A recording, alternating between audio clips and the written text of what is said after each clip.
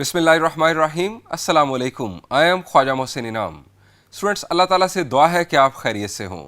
हम स्टार्ट करने जा रहे हैं हाइपरबोला। इस लेक्चर में हम हाइपरबोला के बेसिक कंसेप्ट्स डिस्कस करेंगे। आइए शुरू करते हैं।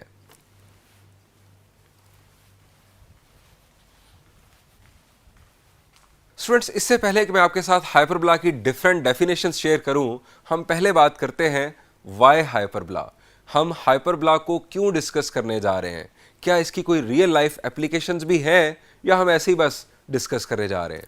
तो स्टूडेंट्स सुन लें, इसकी बहुत सारी रियल लाइफ एप्लीकेशंस हैं। जिस तरह हमने सर्कल की एप्लीकेशंस की बात की, पैराबोला की एप्लीकेशंस की बात की, इलिप्स की एप्लीकेशंस की बात की, इसी तरह हाइपरबोला की भी बहुत सारी रियल लाइफ एप्लीकेशंस मौजूद हैं। मैं आपके साथ 3 एप्लीकेशंस शेयर करने जा रहा हूं। Number 1 application. स्टूडेंट्स, अगर आपने एक शाफ्ट से दूसरी शाफ्ट पर रोटेशनल मूवमेंट ट्रांसफ़र करनी हो और दोनों शाफ्ट्स आपस में ना तो पैरेलल हों और ना ही परपेंडिकुलर हों, तो इस प्रॉब्लम का एक सॉल्यूशन है हाइपरबोलिक गियर्स। ये आप देख रहे हैं हाइपरबोलिक गियर्स के जिनकी मदद से ऐसी दो शाफ्ट से एक शाफ्ट से दूसरी शाफ्ट पर रोटेशनल मूवमेंट ट्रांसफ़र की जा रही है कि जो ना तो आपस में पैरेलल हैं और ना ही परपेंडिकुलर हैं। Application number 2। स्टूडेंट्स, ये आप एक बहुत बड़ा स्ट्रक्चर देख रहे हैं। ये बहुत बड़ा स्ट्रक्चर होता है। आपको तस्वीर में शायद छोटा नज़र आ रहा हो, लेकिन इनफैक्ट ये बहुत बड़ा स्ट्रक्चर होता है। स्टूडेंट्स, इसे इंडस्ट्रियल लैंग्वेज में कूलिंग टावर कहा जाता है। स्टूडेंट्स, आपको इसके डिज़ाइन के अंदर भी हाइपरबोला दिखाई दे रहा है।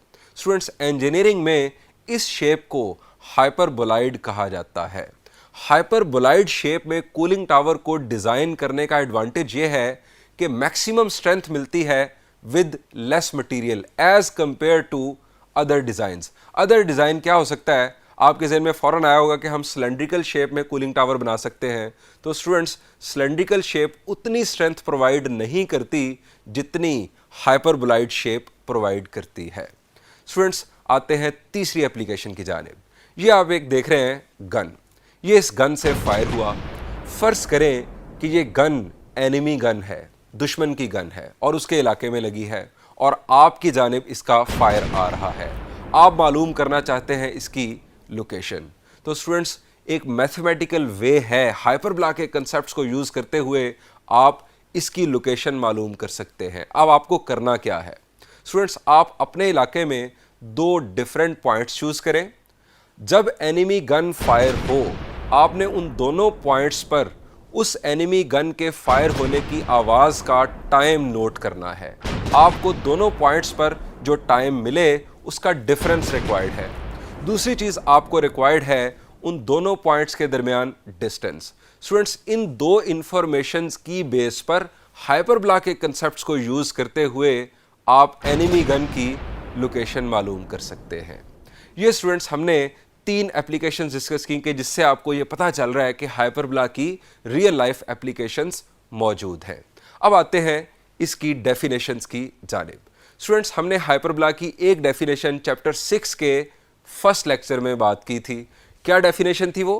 जी, हमने वहाँ पर हाइपरबोला को एक प्लेन और डबल राइट सर्कुलर कोन के इंटरसेक्शन के तौर पर डिफाइन किया था। आज वो डेफिनेशन दोबारा रिकॉल कर लेते हैं ताकि हमारा एक पूरा पैकेज बन जाए डेफिनेशंस का इस लेक्चर के अंदर।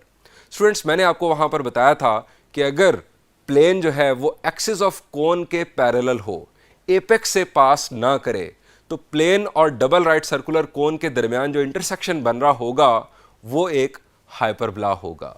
अगर प्लेन एपेक्स से पास कर गया तो ये एक डीजेनरेटेड हाइपरबोला होगा। डीजेनरेटेड हाइपरबोला 2 इंटरसेक्टिंग लाइंस होती हैं। स्टूडेंट्स, ये तो हमने उस वक्त डेफिनेशन पढ़ी थी। आपके जहन में उस वक्त भी सवाल पैदा हुआ होगा और आज भी ये सवाल आपके जहन में आ गया होगा कि हम पेपर पर हाइपरबोला ड्रॉ कैसे कर सकते हैं। ये तो इंटरसेक्शन के तौर पर हमें हाइपरबोला नज़र आ रहा है, लेकिन हम ड्रॉ कैसे कर सकते हैं? तो स्टूडेंट्स, हमने सर्कल को ड्रॉ करने का तरीक़ेकार भी पढ़ा था। उस ड्रॉ करने के तरीके से ही हमें सर्कल की एक डेफिनेशन मिली थी। हमने इलिप्स को ड्रॉ करने का भी तरीका पढ़ा था और उस ड्रॉ करने के प्रोसीजर से हमें इलिप्स की एक डेफिनेशन मिली थी। स्टूडेंट्स, अब हम हाइपरबोला को ड्रॉ करने का मेथड देखते हैं। स्टूडेंट्स, आपको 2 फिक्स पॉइंट्स चूज़ करने हैं। ये 2 फिक्स पॉइंट्स आपने चूज़ किए। अब आपको एक स्केल भी चाहिए। एलिप्स के केस में आपको स्केल नहीं चाहिए था। स्केल के दोनों एंड पॉइंट्स पर आप 2 पिन्स अटैच कर दें। अब स्टूडेंट्स आपको एक स्ट्रिंग चाहिए। स्ट्रिंग जो है वो फिक्स पॉइंट पर आपने जो पिन लगाई है, एक तरफ आप उससे बांध दें और दूसरी तरफ स्केल के ऊपर आपने जो पिन लगाई है उसके साथ बांध दें। अब आप इस तरह से स्ट्रिंग को टाइट करें और देन ड्रॉ करना शुरू कर दें। आपने इस स्ट्रिंग को टाइट रखना है। ये आपने एक ब्रांच ड्रॉ कर ली और इसी प्रोसीजर को फॉलो करते हुए आप दूसरी ब्रांच ड्रॉ कर लेंगे। ये स्टूडेंट्स हमने दोनों ब्रांचेस हाइपरबोला की ड्रॉ कर ली। अब सवाल यह है कि इस प्रोसीजर से डेफिनेशन कैसे सामने आएगी। स्टूडेंट्स मैं आपको इलिप्स का केस रिकॉल करवाता हूं। ये स्टूडेंट्स हमने 2 फिक्स पॉइंट्स चूज किए थे। उन दोनों फिक्स पॉइंट्स के दरमियान जो डिस्टेंस था, हमने उससे ज्यादा लेंथ की स्ट्रिंग उन दोनों के दरमियान बांधी। हमने पेन के साथ उस स्ट्रिंग को टाइट किया और देन घूमना शुरू किया। हमें एक परफेक्ट इलिप्स मिला। हमने इस प्रोसीजर से डेफिनेशन क्या निकाली थी? इलिप्स की डेफिनेशन थी the set of all the points such that the sum of distances from 2 fix points to any point in the set is a constant. यानी pf1 प्लस pf2 ये जो distance है ये किसी भी पॉइंट के लिए कांस्टेंट है जो कि लेंथ ऑफ स्ट्रिंग के बराबर था। अब स्टूडेंट्स हाइपरबोला के केस में आ जाए। मैं स्टूडेंट्स आपको इस प्रोसीजर, ये जो मैंने प्रोसीजर अडॉप्ट करके हाइपरबोला को ड्रॉ किया, दोनों ब्रांचेस को ड्रॉ किया, 2 स्क्रीनशॉट्स एक ब्रांच से और 2 स्क्रीनशॉट्स आपको दूसरी ब्रांच से दिखा रहा हूं। स्टूडेंट्स इन स्क्रीनशॉट्स को ऑब्जर्व करने से हमें हाइपरबोला की डेफिनेशन मिलेगी। यहां पर अगर मैं आपको सोचने के लिए कहूं तो मुश्किल है कि आप ये जज कर पाएं कि यहां पर क्या मामला हो रहा है। मैं आपको एक्सप्लेन करता हूं। स्टूडेंट्स ये है pf1 डिस्टेंस और ये है pf2 डिस्टेंस। स्टूडेंट्स ये है इन दोनों डिस्टेंसेस का डिफरेंस। स्टूडेंट्स ये डिफरेंस लेंथ ऑफ स्केल और लेंथ ऑफ स्ट्रिंग के डिफरेंस के बराबर है। अब आप आ जाएं स्क्रीनशॉट नंबर 2 पर। स्टूडेंट्स यहां पर ये है pf1 डिस्टेंस, ये है pf2 डिस्टेंस। ये दोनों डिस्टेंसेस डेफिनेटली चेंज हो चुके हैं। ये इन दोनों के दरमियान डिफरेंस, यहां पर भी ये डिफरेंस लेंथ ऑफ स्केल और लेंथ ऑफ स्ट्रिंग के डिफरेंस के बराबर है। आप मेरा ख्याल है समझ गए। अब आप आ जाएं स्क्रीनशॉट नंबर 3 में। स्टूडेंट्स ये pf2 डिस्टेंस और ये pf1 डिस्टेंस, ये इन दोनों डिस्टेंसेस के दरमियान डिफरेंस, यहां पर भी ये जो डिफरेंस है ये लेंथ ऑफ स्केल और लेंथ ऑफ स्ट्रिंग के डिफरेंस के बराबर है। माजरत स्टूडेंट्स, थोड़ी सी आवाज खराब हुई। अब चौथे स्क्रीनशॉट पर आ जाएं। स्टूडेंट्स चौथे स्क्रीनशॉट में भी आपको यही ऑब्जर्वेशन मिलेगी। हाइपरबोला के किसी भी पॉइंट को आप चूज कर लें, आपके सामने यही ऑब्जर्वेशन आएगी। स्टूडेंट्स यहां से बन रही है हाइपरबोला की डेफिनेशन। अब आप समझ गए होंगे कि ये बहुत ज़्यादा रिजेंबल कर रही है डेफिनेशन इलिप्स की डेफिनेशन से। तो स्टूडेंट्स बिल्कुल रिजेंबल कर रही है, सिर्फ वहां पर सम का वर्ड था, यहां पर डिफरेंस का वर्ड है। हाइपरबोला की डेफिनेशन कुछ इस तरह से है the set of all the points such that difference of distances from 2 fixed points to any point in the set is a constant। Students ellipse के केस में हमने मालूम किया था, हमने ड्राइव किया था कि ये जो कांस्टेंट है ये जो वर्टिसेस के दरमियान डिस्टेंस है उसके बराबर है। इलिप्स के वर्टिसेस के दरमियान जो डिस्टेंस है ये कांस्टेंट उसके बराबर है। तो स्टूडेंट्स यहाँ पर भी ये जो कांस्टेंट है ये हाइपरबोला के वर्टिसेस के दरमियान जो डिस्टेंस है उसके बराबर होता है। ये है हाइपरबोला के दोनों वर्टिसेस, इन दोनों के दरमियान जो डिस्टेंस है ये कांस्टेंट उसके बराबर है। वहाँ पर भी जो डिस्टेंस था एक वर्टेक्स से दूसरे वर्टेक्स तक उसे ट्वाइस ऑफ ए कहा गया, यहाँ पर भी इसे ट्वाइस ऑफ ए ही कहा जा रहा है ताकि आपके सामने एक पैटर्न बन जाए और आपको समझने में भी आसानी हो। स्टूडेंट्स ये है सेंटर ऑफ हाइपरबोला। सेंटर से लेकर एक वर्टेक्स तक डिस्टेंस यहाँ पर भी ए से डिनोट किया जाता है और सेंटर से दूसरे वर्टेक्स तक का डिस्टेंस भी ए है। अगर आप एक्स वाई प्लेन के रेफरेंस से इस हाइपरबोला को देखें तो एक वर्टेक्स के कोऑर्डिनेट्स बन गए a,0 और दूसरे वर्टेक्स के कोऑर्डिनेट्स बन गए -a,0। स्टूडेंट्स ये हमने हाइपरबोला की डेफिनेशन देख ली। अब स्टूडेंट्स इलिप्स को भी हमने एक तीसरे रेफरेंस से भी डिफाइन किया था, और वो तीसरा रेफरेंस क्या था? एक स्ट्रेट लाइन, एक फिक्स लाइन और एक फिक्स पॉइंट के रेफरेंस से। स्टूडेंट्स, हाइपरबोला को भी इसी तरह डिफाइन किया जा सकता है। कंसिडर करें फिक्स लाइन जिसे हम m से डिनोट करते हैं और इसे डायरेक्ट्रिक्स कहा जाता है, और एक फिक्स पॉइंट जो कि डायरेक्ट्रिक्स पर नहीं होगा, इसे f से डिनोट किया जाता है और इसे फोकस कहा जाता है। Students, hyperbola is the set of all the points such that, पहली बात, distance pf greater than distance pm होना चाहिए, और दूसरी बात, इन दोनों डिस्टेंसेस के दरमियान जो रेशो है वो एक कांस्टेंट होना चाहिए। स्टूडेंट्स, इलिप्स के केस में क्या था? Distance pf was less then distance pm, यहां पर distance pf is greater then distance pm। इस वजह से ये जो रेशो है, ये जो कांस्टेंट है, इसकी वैल्यू ग्रेटर देन 1 आएगी। But keep in mind, it is not infinity, it is greater than 1 but less than infinity. Infinity जो एक्सेंट्रिसिटी है वो हमने डिस्कस किया था कि वो स्ट्रेट लाइन की होती है, और हम जानते हैं कि ये जो रेशो है ये बुनियादी तौर पर एक्सेंट्रिसिटी है। So eccentricity of hyperbola is greater than 1 but less than infinity. इसे यूजुअली टेक्स्ट बुक्स में ग्रेटर देन 1 ही लिखा जाता है। स्टूडेंट्स, इलिप्स के केस में हमने बात की थी कि इलिप्स को डिफाइन और ड्रॉ करने के आपके पास दो ऑप्शंस हैं, एक फोकस और एक डायरेक्ट्रिक्स, और इसी इलिप्स को आप दूसरे फोकस और दूसरे डायरेक्ट्रिक्स से भी ड्रॉ भी कर सकते हैं और डिफाइन भी कर सकते हैं। स्टूडेंट्स, यही मामला हाइपरबोला के साथ है। आप इस वक्त देख रहे हैं इस हाइपरबोला को एक फोकस और एक डायरेक्ट्रिक्स की बुनियाद पर।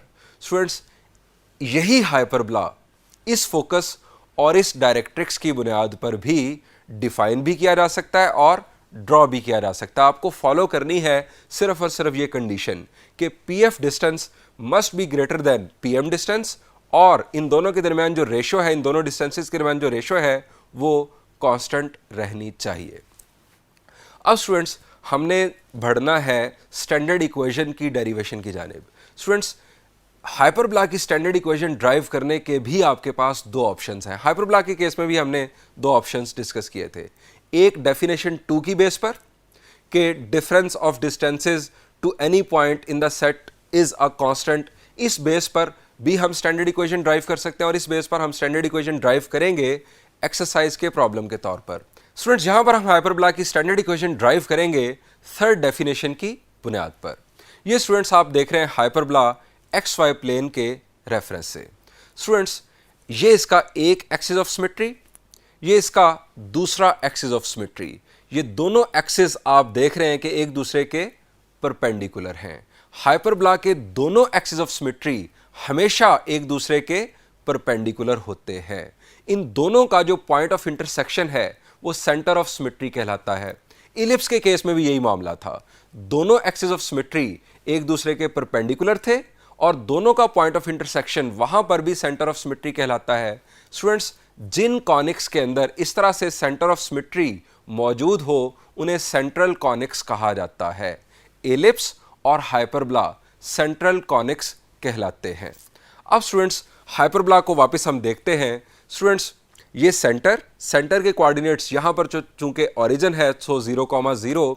स्टूडेंट्स, ये इसका एक वर्टेक्स, इसके कोऑर्डिनेट्स हमने पहले बात की a,0। ये इसका दूसरा वर्टेक्स, इसके कोऑर्डिनेट्स -a,0। सेंटर से वर्टेक्स तक का डिस्टेंस a, वर्टेक्स से वर्टेक्स तक का distance twice of a। Students, अब आ जाएं एक फोकस पर। स्टूडेंट्स, ये एक फोकस, इसके कोऑर्डिनेट्स हम कंसीडर कर लेते हैं, चूंकि ये फोकस भी एक्स एक्सिस के ऊपर है, इसके कोऑर्डिनेट्स हम कंसीडर कर लेते हैं c,0 और दूसरे फोकस के -c,0। आपको याद आ रहा होगा कि यही मामला बिल्कुल हमने इलिप्स के साथ किया था। अब स्टूडेंट्स, इसके कोवर्टेक्स भी हैं लेकिन वो इमेजिनरी होते हैं। एक कोवर्टेक्स जो है हाइपरबोला का, उसके कोऑर्डिनेट्स हैं 0,b और दूसरे कोवर्टेक्स के 0,-b। कीपिंग इन माइंड के ये दोनों इमेजिनरी हैं। अब स्टूडेंट्स, इलिप्स के केस में एक्सेंट्रिसिटी क्या थी? E is equal to c/a। c was less than a, जिसकी वजह से एक्सेंट्रिसिटी की वैल्यू 1 से लेस बट ग्रेटर देन 0 आती है। यहां पर एक्सेंट्रिसिटी की हमने पहले बात की कि it is greater than 1, so इसका मतलब है कि यहां पर c will always be greater than A. E is equal to C over A हमारे पास एक्सेंट्रिसिटी हाइपरबोला की कैलकुलेट करने का फॉर्मूला सेम फॉर जैसा कि इलिप्स में था, लेकिन यहां पर C will always be greater than A, so eccentricity की वैल्यू 1 से ग्रेटर आएगी। यहां से स्टूडेंट्स C की वैल्यू आ गई A टाइम्स E। स्टूडेंट्स आप फोकस 1 के कोऑर्डिनेट्स को AE,0 और फोकस 2 के कोऑर्डिनेट्स को -AE,0 लिख सकते हैं। अब स्टूडेंट्स हमें डायरेक्ट्रिक्स की इक्वेशन की ज़रूरत है। स्टूडेंट्स एक डायरेक्ट्रिक्स की इक्वेशन है x is equal to a over e, आप इसे x is equal to c over e square भी लिख सकते हैं, और दूसरे डायरेक्ट्रिक्स की इक्वेशन है x is equal to minus a over e, आप इसे x is equal to minus c over e square भी लिख सकते हैं। अब स्टूडेंट्स आपको हाइपरबोला की स्टैंडर्ड इक्वेशन ड्राइव करने के लिए एक कम्बिनेशन की ज़रूरत है। या तो आप f1 के साथ m1 को मिला लें या f2 के साथ m2 को मिला लें। स्टूडेंट्स मैं इसकी स्टैंडर्ड इक्वेशन ड्राइव करने जा रहा हूं f1 और m1 की बेस पर। आप उस डेरिवेशन को देखने के बाद वही प्रोसीजर फॉलो करते हुए f2 और m2 को फॉलो करते हुए स्टैंडर्ड इक्वेशन खुद ड्राइव कीजिएगा।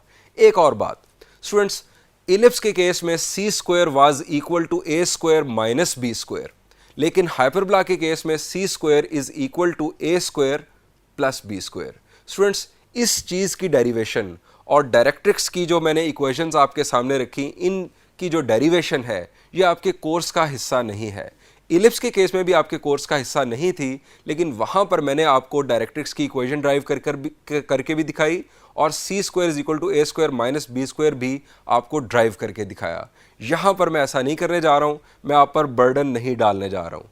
यहाँ पर आप इन दोनों बातों को यानी डायरेक्ट्रिक्स की इक्वेशंस को और C square is equal to A square plus B square को आप ऐसे ही कंसिडर करेंगे और देन इससे बात आगे बढ़ाकर स्टैंडर्ड इक्वेशन ड्राइव करेंगे। आइए स्टैंडर्ड इक्वेशन ड्राइव करते हैं।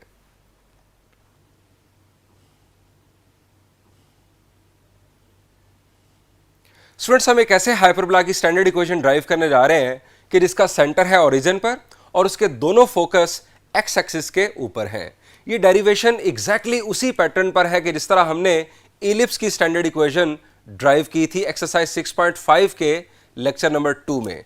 माइनर डिफरेंस है, वो डिफरेंस आपने देखना है कि क्या है। हम लिखेंगे consider a fixed line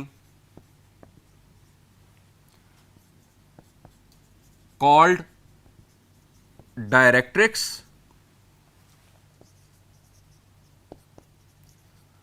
denoted by M, whose equation is directrix की equation x is equal to a over e। आप x is equal to C over e square भी लिख सकते हैं, चूंकि c इक्वल होता है a ओवर e के, तो आप x equal to C over e square भी लिख सकते हैं। यहां से इसको जनरल फॉर्म में कन्वर्ट करें तो ये आ जाएगा x minus a over e is equal to 0। अब स्टूडेंट्स मैंने आपको बताया था कि आप किसी भी इलिप्स और किसी भी हाइपरबोला को, आपके पास दो ऑप्शंस हैं।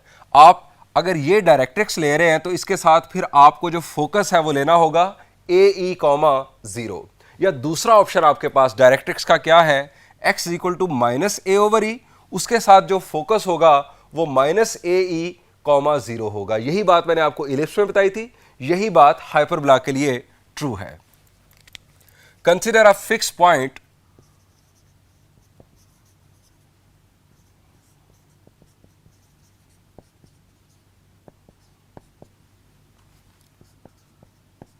not on directrix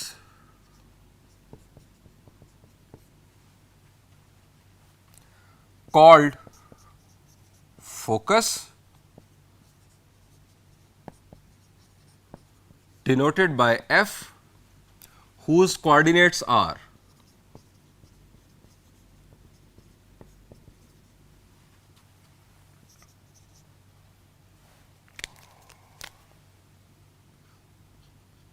F AE,0। AE की जगह पर आप C भी लिख सकते हैं, C,0। फिर दोबारा आपको बता दूं, अगर आप दूसरा डायरेक्ट्रिक्स कंसीडर करेंगे x is equal to minus A over E, तो फिर फोकस दूसरा होगा माइनस ए ई कॉमा 0। दोनों सूरतों में स्टैंडर्ड इक्वेशन आपके पास आखिर पर एक ही आएगी। बाय डेफिनेशन ऑफ हाइपरबोला,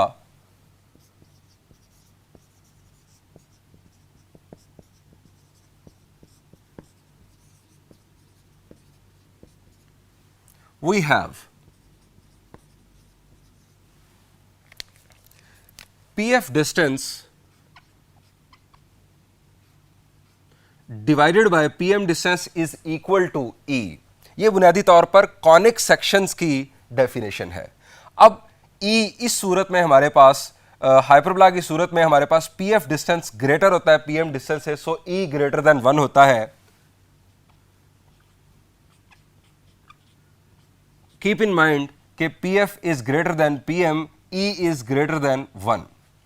यही एग्जैक्ट पैटर्न था, सिर्फ फर्क क्या पड़ रहा है कि मैं हाइपरबोला की जगह पर इलिप्स लिख रहा था जब मैंने 6.5 लेक्चर नंबर 2 में इलिप्स की स्टैंडर्ड इक्वेशन ड्राइव की थी। वहां पर जो E की वैल्यू थी वो greater than 0 but less than 1 थी। अब स्टूडेंट्स, P क्या है? P is any arbitrary point on hyperbola where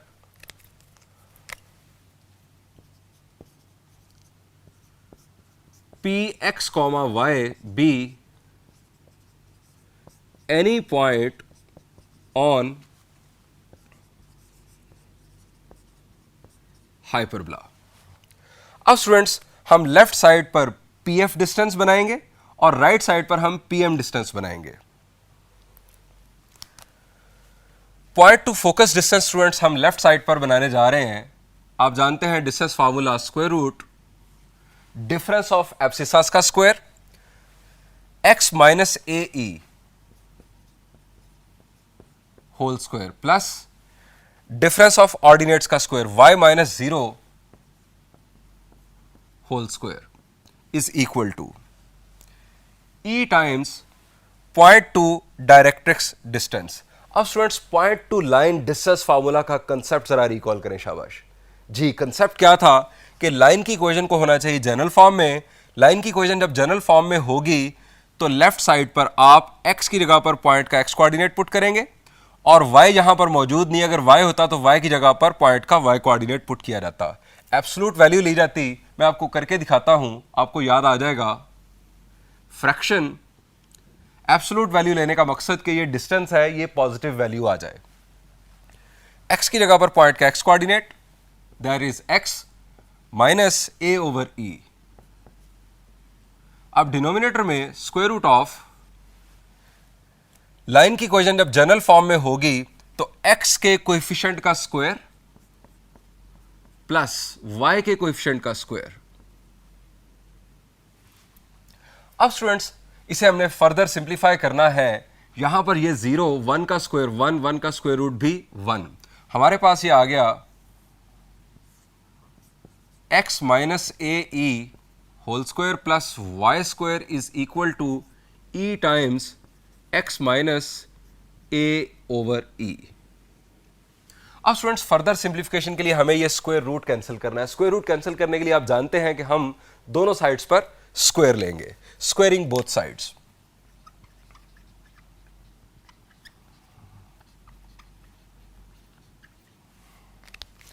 दोनों साइड्स पर स्क्वायर लेने से ये square root cancel. Left side पर हम यहां पर अब स्क्वायर्स ओपन कर देते हैं। X square plus a square e square minus 2aex, ये स्क्वायर ओपन किया, plus Y square e square, ये स्क्वायर ओपन किया, x square plus a square over e square minus 2x a over ई। अब further e square multiply होगा, x square plus a square e square minus 2aex plus Y square is equal to e square x square, e square के साथ cancel, plus a square minus ई ने ये square cancel किया तो ये आ गया 2aex। अब स्टूडेंट्स, ये टर्म और ये टर्म ये दोनों कैंसिल। अगर आपको याद हो 6.5 का लेक्चर नंबर 2 जहां मैंने इलिप्स की स्टैंडर्ड इक्वेशन ड्राइव की थी, एग्जैक्टली सेम स्टेप्स चल रहे हैं। अब स्टूडेंट्स, ये टर्म मैं लेफ्ट साइड पर शिफ्ट कर रहा हूं और इस टर्म को मैं राइट साइड पर शिफ्ट कर रहा हूं, यानी एक्स और वाई वाली टर्म्स को मैं लेफ्ट साइड पर होल्ड कर रहा हूं। ये एक्स स्क्वायर, इस टर्म को मैंने लेफ्ट साइड पर शिफ्ट किया तो ये आ गई minus E square x square plus Y square is equal to, ये हमारे पास ए स्क्वायर, और इस टर्म को मैंने राइट साइड पर शिफ्ट किया minus a square into e square. अब स्टूडेंट्स, यहां से एक्स स्क्वायर हमारे पास आ रहा है common, x square common 1 minus E square plus Y square is equal to, यहां से ए स्क्वायर आ रहा है common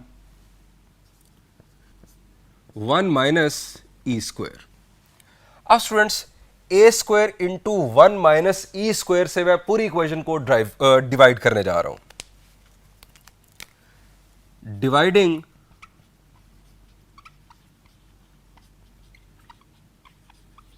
both sides by A square into 1 minus E square.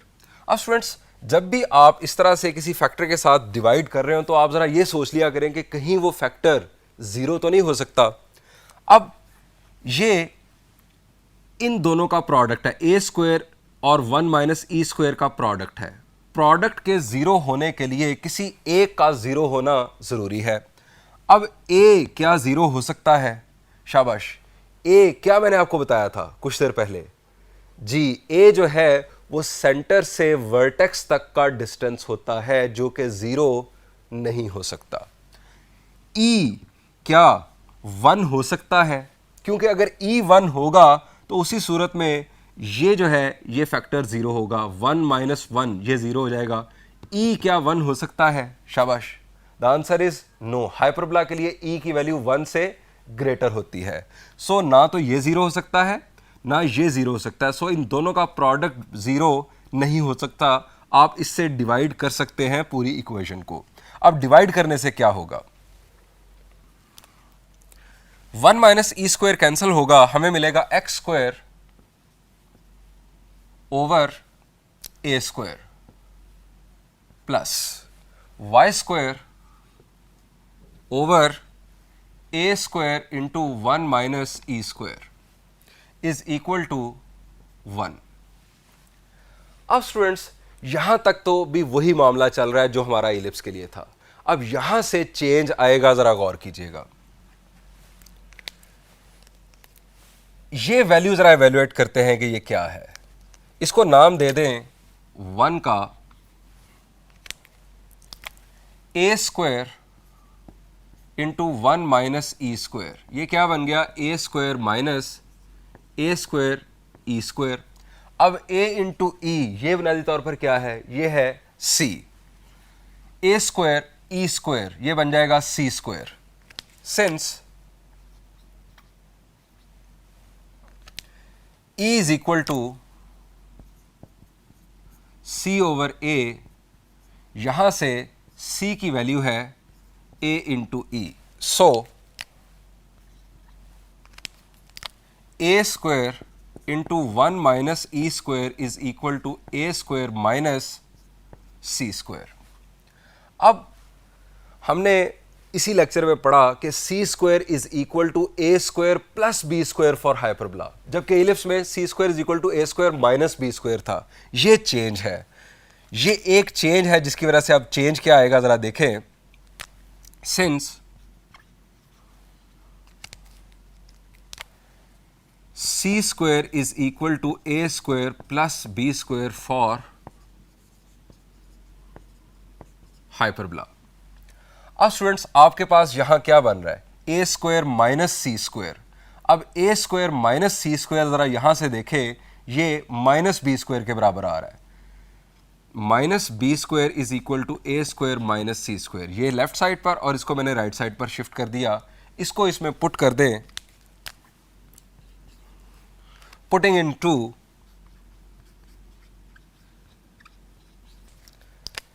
A square into 1 minus E square is equal to A square minus C square की जगह पर minus B square. अब students a square into 1 minus E square की जगह पर हम put करेंगे minus B square. Put this value in equation 1।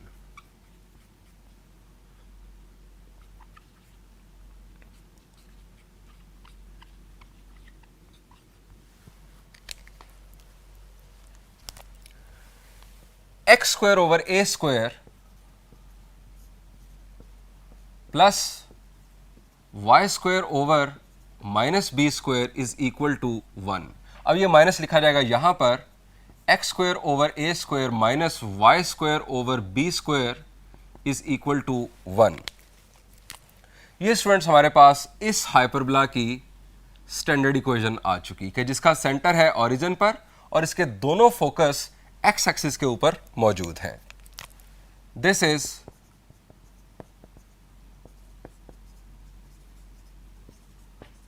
Standard equation of hyperbola. Students अगर आप दूसरा फोकस और दूसरा डायरेक्ट्रिक्स कंसीडर करते तब भी एंड रिजल्ट यही आता। दूसरा फोकस क्या था?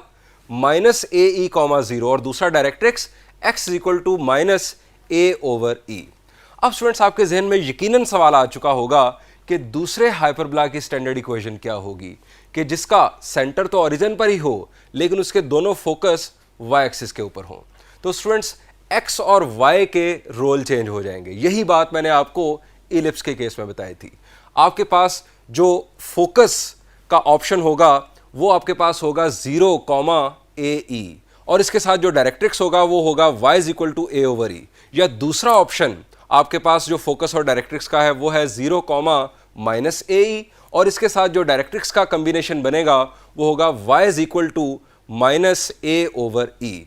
आप इन दोनों में से किसी एक को फॉलो करेंगे तो आपके पास जो इक्वेशन आएगी वो इक्वेशन आपके पास होगी y square over A square minus x square over B square is equal to 1। ये उस हाइपरबोला की स्टैंडर्ड इक्वेशन है कि जिसका सेंटर ओरिजिन पर और इसके दोनों फोकस वाई एक्सिस के ऊपर मौजूद होंगे। आइए स्टूडेंट्स अब हम हाइपरबोला के एलिमेंट्स डिस्कस करते हैं। ये स्टूडेंट्स दो हाइपरबोलास, इन दोनों का सेंटर है ओरिजिन पर, दोनों एक्स एक्सिस और वाई एक्सिस के लिहाज से सिमेट्रिक हैं। फर्स्ट हाइपरबोला की इक्वेशन है x square over A square minus y square over B square is equal to 1। दूसरे हाइपरबोला की इक्वेशन के लिए जस्ट एक्स और वाई की आपस में जगह बदल दें, यानी y square over A square minus x square over B square is equal to 1 इस हाइपरबोला की इक्वेशन होगी। स्टूडेंट्स मैं तमाम एलिमेंट्स फर्स्ट हाइपरबोला के रेफरेंस से डिस्कस करने जा रहा हूं, देन जो दूसरा हाइपरबोला है उसके तमाम एलिमेंट्स के लिए हम x और y की जगह बदलेंगे तो हमें उसके तमाम एलिमेंट्स मिल जाएंगे। स्टूडेंट्स अगर बात की जाए सेंटर की तो सेंटर की बात हो चुकी है कि दोनों हाइपरबोलास का सेंटर ओरिजिन पर है, सो सेंटर हो गया 0 कॉमा 0। अब स्टूडेंट्स बात करते हैं फोकस की। ये हैं स्टूडेंट्स इस हाइपरबोला के दोनों फोकस f1 और f2। स्टूडेंट्स सेंटर से लेकर फोकस तक का डिस्टेंस हमेशा c होता है, किसी भी टाइप का हाइपरबोला हो। इवन इलिप्स में भी हमने यही किया था, सेंटर से लेकर फोकस तक का डिस्टेंस c से डिनोट किया जाता है। अब स्टूडेंट्स दोनों फोकस इस वक्त x एक्सिस के ऊपर मौजूद हैं। y कोऑर्डिनेट्स दोनों के लिए 0।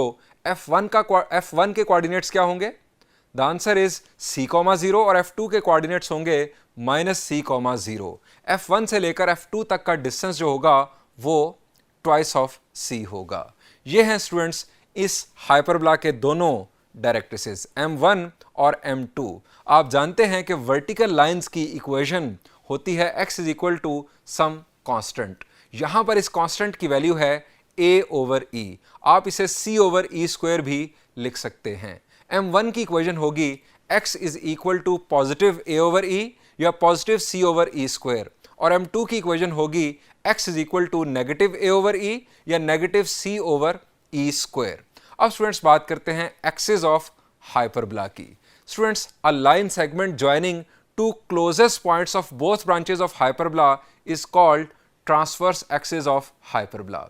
ये स्टूडेंट्स आप देख रहे हैं transverse axis of this hyperbola. Students आप देख सकते हैं कि ये two closest points of both branches of hyperbola को कनेक्ट कर रहा है। स्टूडेंट्स, इस वक्त ये एक्सिस कहां पर मौजूद है? द आंसर इज ये इस वक्त एक्स एक्सिस के ऊपर मौजूद है। सो इसकी इक्वेशन क्या होगी? The answer is y is equal to 0। Students, points where transverse axis intersect hyperbola are called vertices of hyperbola या end points of transverse axis are called vertices of hyperbola। ये students एक vertex v1 और ये दूसरा v2।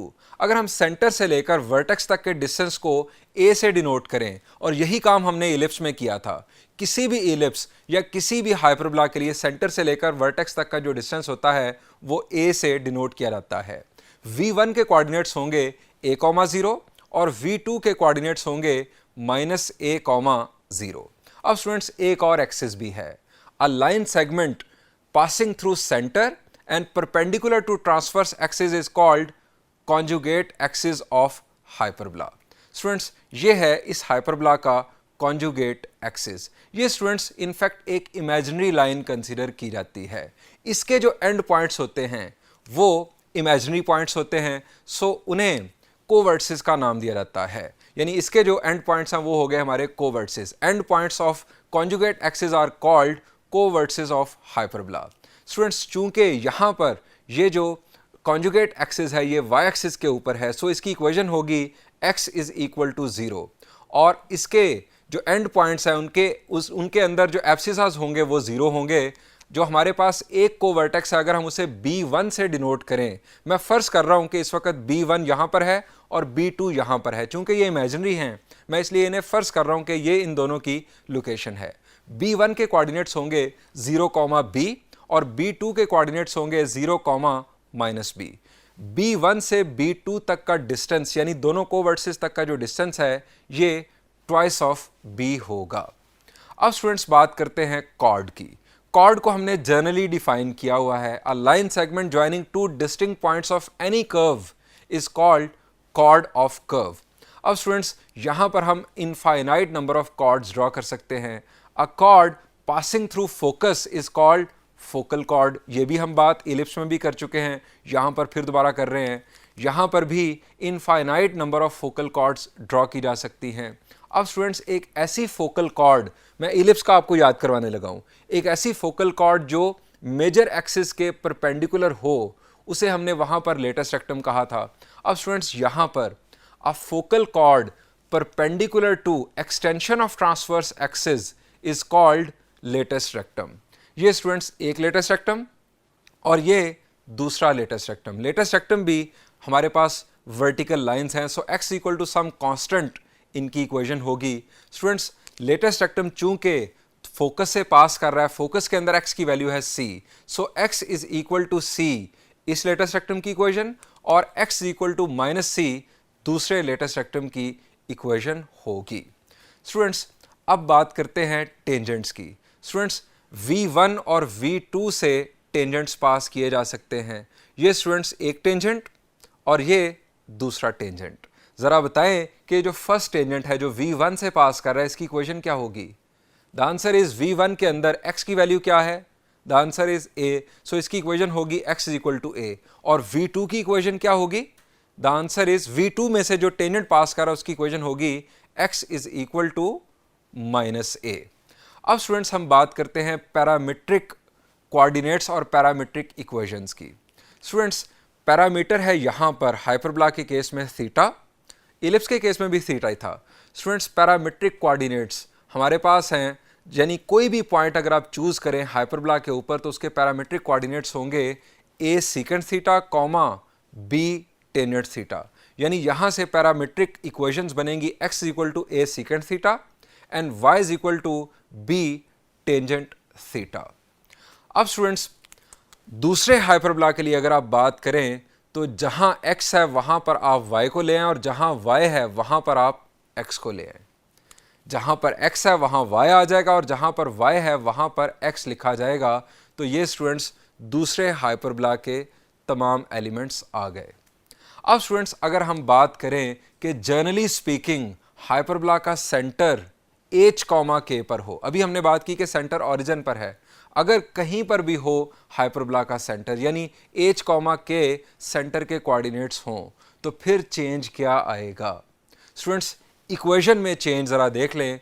First hyperbola की equation हो जाएगी x minus H whole square over A square minus Y minus K whole square over B square is equal to 1। और दूसरे हाइपरबोला की equation y minus K whole square over A square minus X minus H whole square over B square is equal to 1। अब students, बाकी जो तमाम elements हैं उनमें जहां जहां x की वैल्यू है वहां वहां h ऐड कर दें, x की वैल्यू के अंदर h ऐड कर दें और y की वैल्यू के अंदर k ऐड कर दें। ये स्टूडेंट्स मैं 1 बाय 1 चेंजेस परफॉर्म कर रहा हूं, ये आप चेंजेस देखते जाएं। जी, ये हमारे चेंजेस मुकम्मल हुए। अब स्टूडेंट्स, आपने कुछ बातें याद रखनी हैं जो कि किसी भी हाइपरबोला के लिए फिक्स रहेंगी, वो चेंज नहीं होंगी।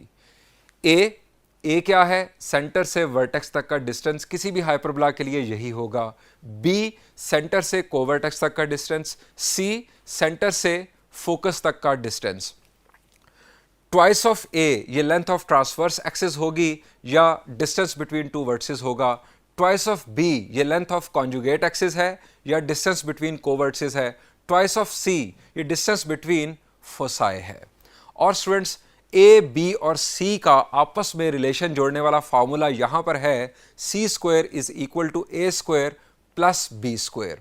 अब स्टूडेंट्स, यहां पर हाइपरबोला के केस में c is always greater than a and b, लेकिन a और b का आपस में कुछ भी ताल्लुक हो सकता है। a can be greater than b, a can be less than b, a can equal to b। जब a और b इक्वल होंगे तो हम ऐसे हाइपरबोला को रेक्टेंगुलर हाइपरबोला का नाम देते हैं। Students, eccentricity of hyperbola calculate करने का फॉर्मूला है c ओवर a, यानी e is equal to c over a, ये फार्मूला होगा। और ये फार्मूला भी तमाम हाइपरबोलाज के लिए फिक्स रहेगा, ये कभी चेंज नहीं होता क्योंकि इसके अंदर x और y इन्वॉल्व नहीं है। Length of latus rectum calculate करने का फॉर्मूला है 2b स्क्वायर ओवर a, और इसमें भी कभी चेंज नहीं आता। स्टूडेंट्स, अब बात करते हैं कि how to draw a hyperbola. मैं एक सिंपल हाइपरबोला को सामने रखते हुए आपको एक्सप्लेन करता हूं। हाइपरबोला की इक्वेशन है x square minus y square is equal to 1। A की वैल्यू भी यहां पर 1 है और बी की वैल्यू भी 1 है, यानी ये एक रेक्टेंगुलर हाइपरबोला है। स्टूडेंट्स, यहां पर आपको पहले चाहिए टेबल। जाहिर बात है, अगर आपने ग्राफ बनाना है तो आपको पॉइंट्स चाहिए, पॉइंट्स आपको मालूम करने के लिए टेबल बनाना है। स्टूडेंट्स, आप इस इक्वेशन से y सब्जेक्ट बनाएं। पहले आपके पास आ जाएगा y square is equal to x square minus 1, और देन स्क्वायर रूट लेने से y is equal to plus minus square root of x square minus 1 आपको इक्वेशन मिल गई। स्टूडेंट्स, इस इक्वेशन को सामने रखकर ज़रा सोचें कि इस इक्वेशन की डोमेन क्या होगी। शाबाश, आप x की क्या वैल्यूज़ यहाँ पर पुट कर सकते हैं और क्या वैल्यूज़ पुट नहीं कर सकते। ज़रा स्क्वायर रूट के नीचे गौर करें, एक्स स्क्वायर माइनस 1 पर। The answer is we can not put x greater than minus 1 and less than 1। हम माइनस 1 और 1 के दरमियान वाले नंबर्स x की जगह पर पुट नहीं कर सकते। इस सूरत में हमें इमेजिनरी y वैल्यूज हासिल होंगी। x can not be greater than minus 1, can not be less than 1। इसका मतलब है कि x mod can never be less than 1। अब स्टूडेंट्स, हम पुट क्या कर सकते हैं? हम x ग्रेटर देन और इक्वल टू 1 और x लेस देन और इक्वल टू माइनस 1 पुट कर सकते हैं। इसका मतलब यह हुआ कि हम x मॉड ग्रेटर देन और इक्वल टू 1 पुट कर सकते हैं। अब स्टूडेंट्स, यहां से बुनियादी तौर पर दो ब्रांचेस डिफाइन हो रही हैं। चूंकि आप x की वैल्यू 1 और 1 से ग्रेटर पुट कर सकते हैं, इससे एक ब्रांच बनेगी, और आप x की वैल्यू माइनस 1 और माइनस 1 से स्मॉलर पुट कर सकते हैं, इससे दूसरी ब्रांच बनेगी। आपको यहां पर दो टेबल्स बनाने हैं। स्टूडेंट्स, फर्स्ट टेबल x और y, दो आपके पास कॉलम्स, 1 से आप स्टार्ट लेंगे, 1 के अगेंस्ट y की वैल्यू आपके पास आ गई 0। ये स्टूडेंट्स आपके पास v1 वर्टेक्स हासिल हुआ। अब स्टूडेंट्स, आप नेक्स्ट चलेंगे, आप x की वैल्यू 2, 3, 4, 5, 6, वैसे आप जितनी x की वैल्यू ज़्यादा चूज़ करेंगे उतने ज़्यादा नंबर ऑफ पॉइंट्स आपके पास आएंगे, उतना रिफाइंड हाइपरबोला आपके सामने आएगा। लेकिन आप चले यहाँ पर ये जो मैंने पॉइंट 6 तक चूज़ किए ये आप कंसिडर कर लें। अब स्टूडेंट्स इन x वैल्यूज़ की बुनियाद पर हमने y वैल्यूज़ कैलकुलेट की और ये हमारे पास y वैल्यूज़ आ गई। यहाँ पर स्टूडेंट्स आपको एक ऑब्जर्वेशन करना है।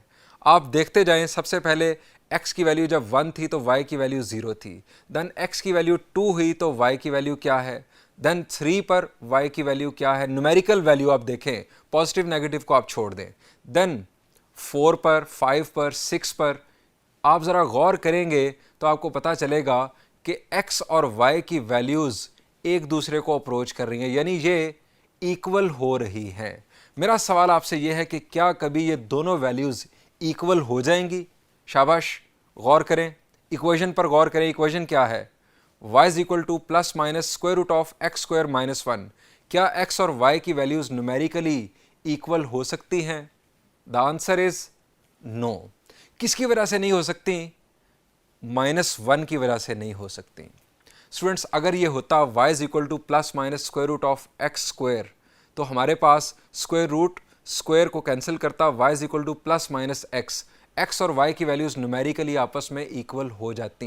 लेकिन -1 की मौजूदगी की वजह से x और y की वैल्यूज़ इक्वल नहीं हो सकती। जैसे जैसे आप x की वैल्यू को बढ़ाते चले जाएंगे न्यूमेरिकली, वैसे वैसे x और y की वैल्यूज़ एक दूसरे की तरफ अप्रोच करेंगी। इसका मतलब ये हुआ कि हाइपरबोला के लिए एक ऐसी लाइन एग्जिस्ट करेगी कि जिसकी तरफ हाइपरबोला अप्रोच करेगा। अब स्टूडेंट्स, मैं उस लाइन की तरफ आता हूं। आप पहले दूसरा टेबल भी देख लें। x की वैल्यू -1 से आप स्टार्ट लेकर -6 तक चले जाएं और यही ऑब्जर्वेशन आपको वहां पर भी मिलेगी। x और y की वैल्यूज़ न्यूमेरिकली एक दूसरे के क्लोज होती चली जा रही हैं जैसे जैसे x की वैल्यू को आप इंक्रीज़ कर रहे हैं। आप दोनों टेबल्स में x की वैल्यू 1000 और दूसरी तरफ -1000 पुट करें और फिर y की वैल्यूज़ को देखें, आपको नज़र आएगा कि ये कितना क्लोज हो चुकी हैं। यानी अगर x मॉड अप्रोच करेगा इन्फिनिटी को, तो उस सूरत में क्या होगा? उस वक़्त x और y की वैल्यूज़ एक दूसरे को अप्रोच करेंगी, यानी वो ऑलमोस्ट इक्वल हो जाएंगी। इक्वल कभी नहीं होंगी, ऑलमोस्ट इक्वल हो जाएंगी। इसका मतलब ये हुआ कि ये जो हाइपरबोला, ये हमने पॉइंट्स XY प्लेन पर प्लॉट किए और देन हाइपरबोला की दोनों ब्रांचेस ड्रॉ कर दी।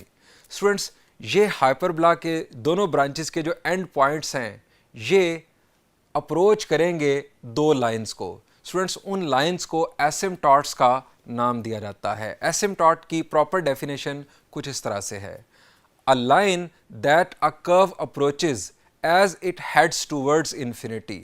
अगर एक कर्व इन्फिनिटी की तरफ अप्रोच करे और वो एक लाइन की तरफ झुकती चली जाए लेकिन उस लाइन को कभी इंटरसेक्ट ना करे, उस लाइन और कर्व के दरमियान डिस्टेंस 0 को अप्रोच करे, तो ऐसी लाइन को हम एसिम्पटॉट का नाम देते हैं। एसिम्पटॉट का जिक्र हमने टेंजेंट का ग्राफ ड्रॉ करते हुए फर्स्ट ईयर में भी किया था, ज़रा वो भी लेक्चर देखिएगा।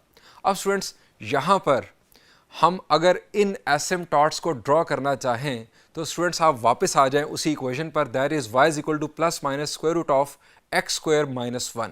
अब स्टूडेंट्स, यहाँ पर अगर x मॉड की वैल्यू इन्फिनिटी को अप्रोच करे तो क्या होगा कि x स्क्वायर माइनस 1 की वैल्यू x स्क्वायर को अप्रोच करेगी। x स्क्वायर का जब आप स्क्वायर रूट लेंगे तो वो आ जाएगा x, यानी y is equal to plus minus x। ये वो लाइन हैं, ये वो दो लाइंस हैं जिनको हाइपरबोला की ब्रांचेस अप्रोच करेंगी, यानी ये एसिम्पटॉट्स की इक्वेशंस हैं। एक y is equal to x और दूसरा y is equal to minus x. ये स्टूडेंट्स हमने दोनों एसिम्पटॉट्स ड्रॉ कर दिए।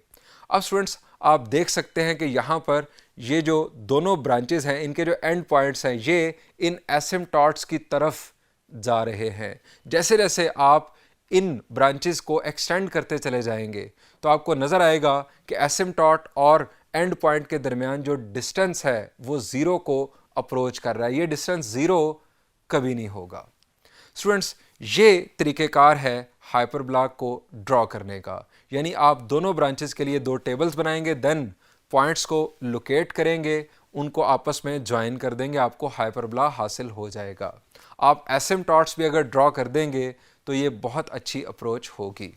अब स्टूडेंट्स, हम इस सारी स्टोरी को अगर जर्नलाइज करें तो मैं एक जर्नल इक्वेशन कंसिडर कर लेता हूं, that is x square over A square minus y square over B square is equal to 1।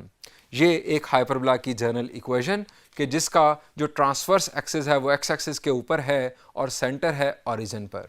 अगर आप यहाँ पर y को सब्जेक्ट बनाएं तो हमारे पास इक्वेशन बन जाएगी y is equal to plus minus b over A square root of x square minus a square.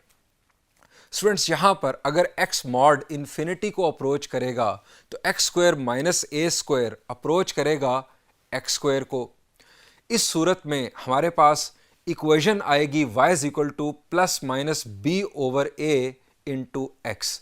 ये स्टूडेंट्स इक्वेशन है इस हाइपरबोला के दोनों एसिम्पटॉट्स के लिए, यानी एक asymptote y is equal to plus b over a into x और दूसरा y is equal to minus b over a into x. Students, जब x मॉड की वैल्यू लेस देन a होगी, that is to say x will be greater than minus a but less than a, उस सूरत में there will be no real hyperbola. Students, जब x की value greater than और equal to a होगी तो इस सूरत में हाइपरबोला की इस ब्रांच के जो पॉइंट्स हैं वो asymptote y is equal to b over a into x जो एसिम्पटॉट है उससे नीचे होंगे और दूसरा जो एसिम्पटॉट है y is equal to minus b over a into x उससे ऊपर होंगे। दूसरी तरफ अगर x की वैल्यू लेस देन और इक्वल टू माइनस ए होगी तो इस जो ब्रांच के पॉइंट्स हैं वो asymptote y is equal to b over a into x से ऊपर होंगे और y is equal to minus b over a into x जो एसिम्पटॉट है उससे नीचे होंगे। दोनों सूरतों में जब x mod will approach to infinity then y mod will approach to infinity. ये स्टूडेंट्स हमने उस हाइपरबोला को बेस बनाकर ये सारी डिस्कशन की कि जिसका ट्रांसवर्स एक्सिस एक्स एक्सिस के ऊपर है और सेंटर है ओरिजिन पर। अगर हम दूसरे हाइपरबोला को कंसिडर करें तो इक्वेशन होगी y square over A square minus x square over B square is equal to 1।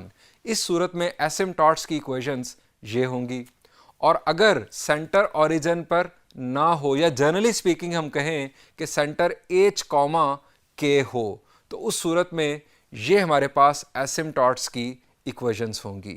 ये एक हाइपरबोला के लिए और ये दूसरे हाइपरबोला के लिए। स्टूडेंट्स, यहाँ पर इस लेक्चर को एंड करते हैं। इंशाल्लाह नेक्स्ट लेक्चर में हम एक्सरसाइज 6.6 के प्रॉब्लम्स डिस्कस करेंगे। थैंक यू एंड अल्लाह हाफिज़।